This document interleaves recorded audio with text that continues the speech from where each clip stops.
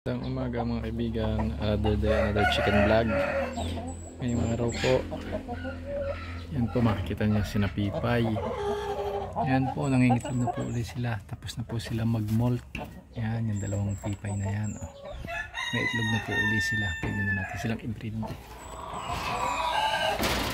Tapos ito, si Max at yung kanyang anak, yung padalawang katsin. Ang dami na po ng itlog. 3, 6 na po. Yan. 6 po, hindi 6 na po. Yan. Tapos yung mga alaga natin iba yan. Yan. Nilipat muna po ulit natin yung dalawa nating IG dito. Ayan. Tamad silang kumain. Yan, may itlog na din po si Namaya. Dalawa nating Rhode Island. Binigyan muna natin ng Madre de Agua. Si Makoy.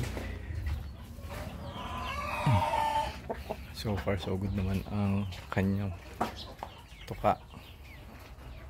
Si Mimi. At ito nga po ating mga alaga. Yan. Binigyan po natin ng yan, Madre de Agua, ang merienda, pipas, panghimagas. At kanina nga po mga bandang alas 8 ay atin po sinamento ito. Yan. Ito po yung isa na laging basa pag umuulan.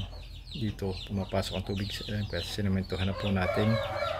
Titingnan natin ang mangyayari pagdating ng tag-ulan ulit, kung mapapasok po ulit ito ng tubig. Sana wag na, dahil sementado na. Tapos yan, meron pa tayong dalawa dito. Hindi ko alam kung ano itong mga tumubong to eh. Yan, mga binahingan na tumubo. Ginawa ito namin ni tatay ng May bago sila umalis. Pinapon ko dyan, hindi ko tanda kung anong buto yan, kung pakwan o kung anong ibang prutas. Tapos tumubo nito nung nabasa ito ng ulan, nung bagyuhan. Yan, nagsitubuan sila. Yan pa, yan ang ating isda, daplis ng natusta. Nakalimutan natin dahil kumuha tayo ng Madre de Agua. Yan, daplis na ating mga broiler chicks. 6 or 7 days na sila. Hindi ko alam kung nung binili ko sila ay naka 1 day na sila or kapipisa lang nila no biniyahe. Kung ganoon, ito ay 6 day. Kung hindi naman, ito ay 7 days na. Yan, medyo malalaki na sila. Nasa 140 to 150 na sila grams. Yan, meron na ulit tayong isang tray na pambenta. Ating mga itlog. Yan, ito mga itlog ng upgraded native natin. Mga ano din, hindi naman totally brown. Itong mga puti na medyo maliit, mga dumalaga to na babagag ko ng itlog. Yan.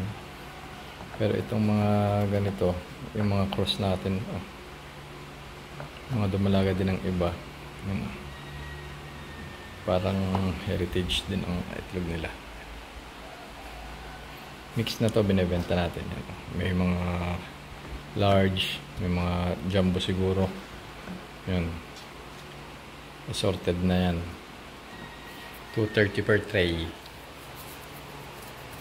So yan na muna mga kaibigan. Salamat. Quick update lang tayo muna ngayon dahil mukhang uulan pa. Medyo madilim. Salamat. Next time ulit update ko kayo.